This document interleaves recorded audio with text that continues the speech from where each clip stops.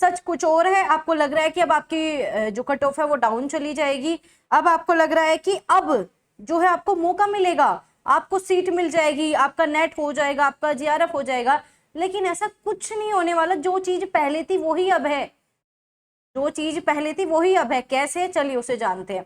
अगर आप नए हो तो इस चैनल को सब्सक्राइब कर लेना, क्योंकि यहाँ पर आपको यूजीसी नेट से रिलेटेड बेहतरीन चीजें मिल जाती हैं। पूरा पेपर 1 मैंने यहाँ पर फ्री करवाया हुआ है, और अब फाइनली आपका एक नया बैच चलेगा जो रहेगा आपका mock test, complete PYQ base, ऐसे ऐसे क्वेश्चन जो इस बार आपको ऐसे के ऐसे ही देखने को मिलेंगे। सेम टॉपिक आपके मिलने वाले हैं, क्योंकि जो भी क्वेश्चन होंगे प्रॉपर पीवाईक्यू पे रहेंगे। और याद रखना, अगर यूजीसी नेट पास करना चाहते हो तो मैंने आपको बताया था पीवाईक्यू मतलब जीआरएफ, लेकिन कैसे है वो आपके इस बैच में आपको पता चल जाएगा। तो डेली 9:15 पर ही आपका बैच स्टार्ट हो जाएगा। इसके अलावा डिटेल में पेपर 1 का बैच यहाँ पर फ्री आपको करवाया जा रहा है।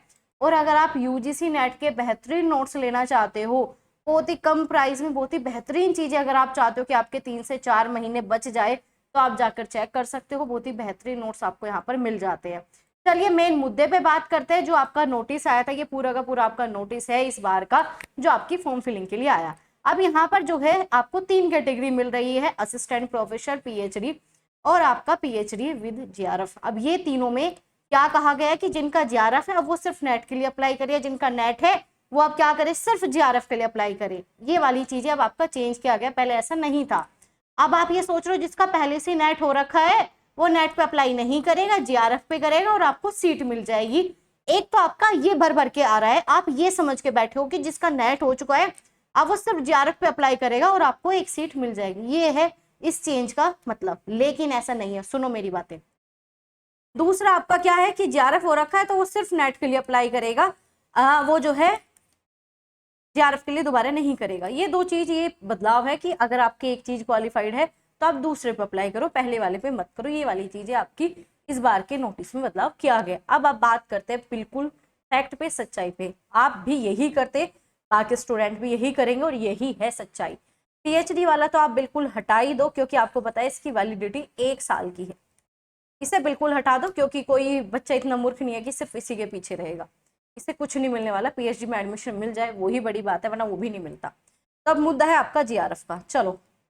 और दूसरा मुद्दा है आपका नेट का। आपने क्या सोचा कि मैम जिसका नेट क्वालिफाइड है वो दोबारा नेट पे अप्लाई नहीं करेगा, वो जीआरएफ पे अप्लाई करेगा। आपको लग रहा है कि वो बच्चा इतना मूर्ख है कि वो नेट पे अप्लाई नहीं करेगा? कोई भी स्टूडेंट नहीं रुकने वाला, और रुकना भी नहीं चाहिए।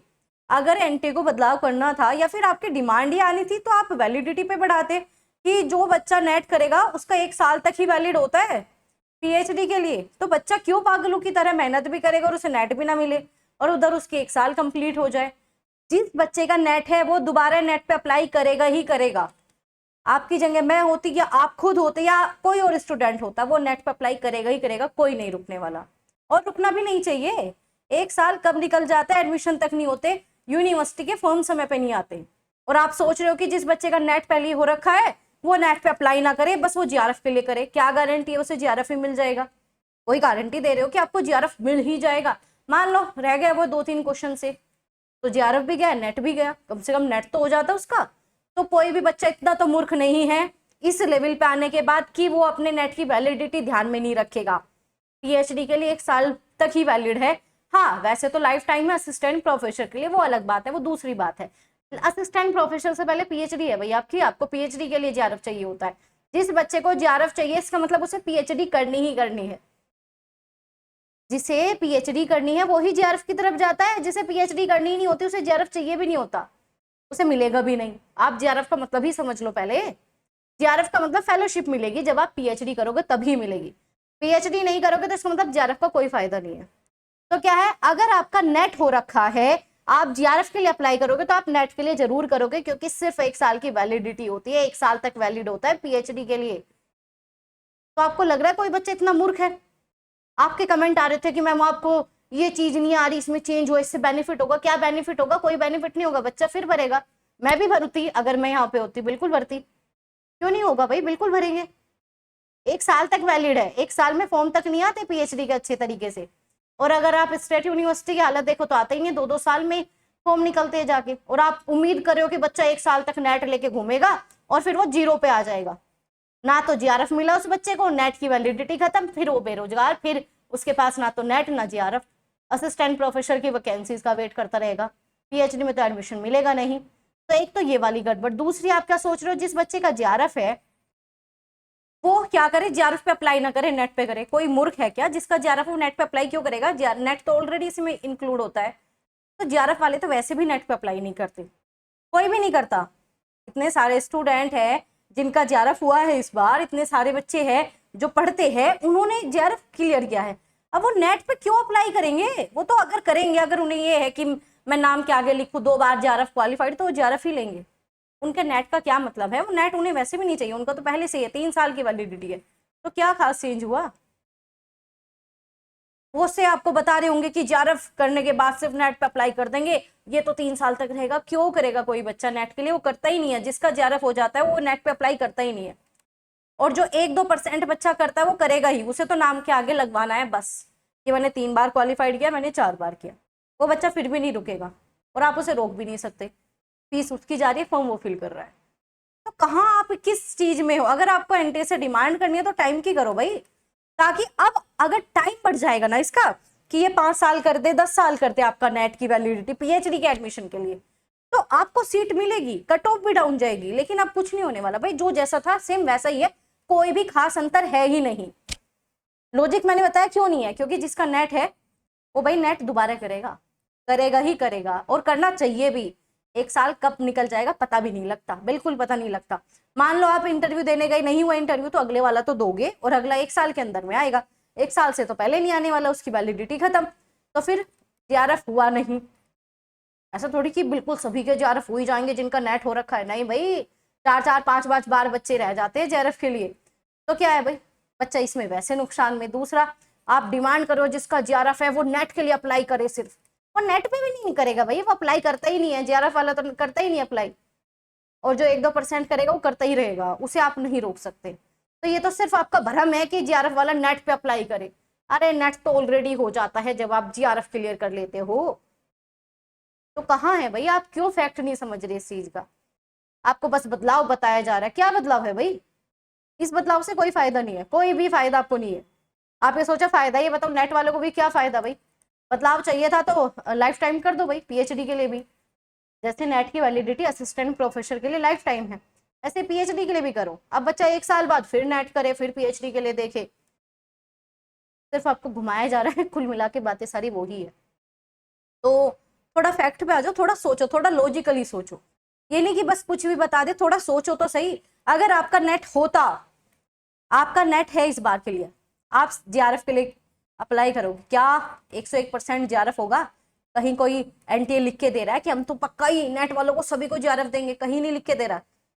और इधर आपकी 1 साल की वैलिडिटी है, तो ये आपका खत्म, पीएचडी में एडमिशन ही नहीं हुआ। सिंपल सी बात है, जब कोई नेट से जीआरएफ की तरफ जा रहा है, उसे पीएचडी में एडमिशन चाहिए ही चाहिए, उसे पीएचडी करनी ही होती है। जब पीएचडी करनी होती है, 1 साल की वैलिडिटी है, बच्चा मूर्ख नहीं है कि इसे दोबारा ना भरे। मान लीजिए 1-2 नंबर से रह गए, कम से कम दोबारा नेट तो हो जाएगा। तो ऐसा नहीं कोई आपकी सीट बच गई, कोई आपकी सीट वो हो गई, नहीं। बढ़वाना था तो भाई एनटी को चेंज करना था तो 1% की बजाय 2% जीआरएफ दो, 6 की बजाय 12% दो। ये चीज करो। बच्चों को घुमाए जा रहे हो, चेंज कर दिया, फायदा हो गया, कट ऑफ डाउन। दुनिया भर की वीडियोस देख ली आपने, सच्चाई कहीं कुछ नहीं दिख रही। सच्चाई ये है, कुछ फर्क नहीं पड़ने वाला, कुछ भी नहीं। रही बात कट ऑफ डाउन जाएगी, अरे क्यों जाएगी कट ऑफ? इससे क्या फर्क पड़ रहा है? क्या फर्क पड़ रहा है? कट ऑफ डाउन एक चीज के ऊपर कभी नहीं जाती, इस चीज के ऊपर तो कभी भी कट ऑफ डाउन नहीं जाएगी। मान लो पेपर टफ आ गया तो कट ऑफ डाउन चली गई, paper out of the syllabus कुछ अलग तरीके से पूछ ले तो डाउन चली जाएगी, पेपर बहुत इजी आ गया तो कट ऑफ अच्छी खासी जाएगी। जिस तरीके का पेपर का लेवल होता है उसके अकॉर्डिंग कट ऑफ डिसाइड होती है। ऐसे नहीं कि सिर्फ नेट जीआरएफ इन चीजों को लेकर कंफ्यूज कर दिया गया है आपको। बदलाव है, मैं मानती हूँ बदलाव है, लेकिन बेनिफिट कहाँ है? बेनिफिट कहाँ है? बच्चा तो तीनों पे ही अप्लाई करेगा। और मैं भी आपको कह रही हूँ कि अगर आपका नेट पहले से ही है तो भाई नेट पे दोबारा भी अप्लाई करो, दोबारा भी अप्लाई करो। 1 साल में कोई गारंटी नहीं है पीएचडी में एडमिशन हो जाएगा। इंटरव्यू का मौका 1 साल में 1 बार ही मिलेगा, 20-30 इंटरव्यू नहीं मिलेंगे किसी अपनी ड्रीम यूनिवर्सिटी में। मान लो आपने ड्यू के लिए रखा है, आपने इंटरव्यू देखे गए, नहीं सिलेक्ट हुए, 1 साल में 1 बार आता है, काम खत्म, फिर नेट की वैलिडिटी खत्म। अब फिर दोबारा से तैयारी करो, फिर नेट, अरे दोबारा भरो भाई, नेट करो और फिर जेआरएफ में भी ट्राई करो, दोनों करो, छोड़ना नहीं है भाई। मेरी एडवाइस आपको यही है, तीनों पे फिल करो, तीनों ही ऑप्शन चूज करने हैं।